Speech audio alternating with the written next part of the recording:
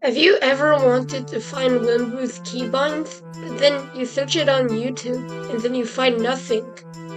Well, I might have just found his keybinds, and yeah, it's pretty cool. Also, please subscribe, this took so long to... From this clip we can see that Wemmbu has his breach mace into his fifth slot, which I presume is probably R, because he uses it for axe, and many people use R for 5, so we can basically make sure that he uses R for 5. We can see that he uses his elytra or stake in his 6th slot, which I basically assume is C, because it's a really good elytra slot, and he puts his rockets in this last spot, which we will cover after for some reason.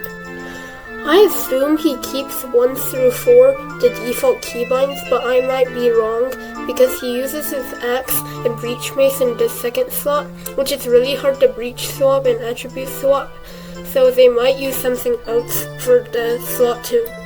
Now for his 7th slot, I assume he uses his front mouse button, which is button 5, because it's really easy to density swap, and you can elytra mace really easy with that.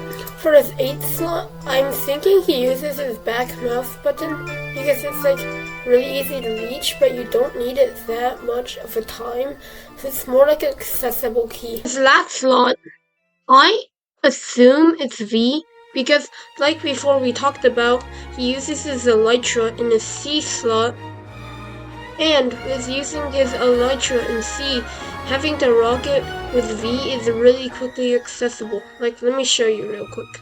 You can easily rocket and switch between the elytra really quickly, so that's why I believe he uses V for his last slot.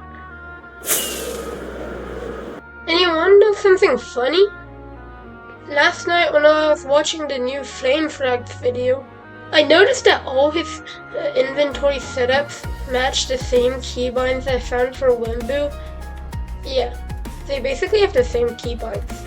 Now, let me show you what he did.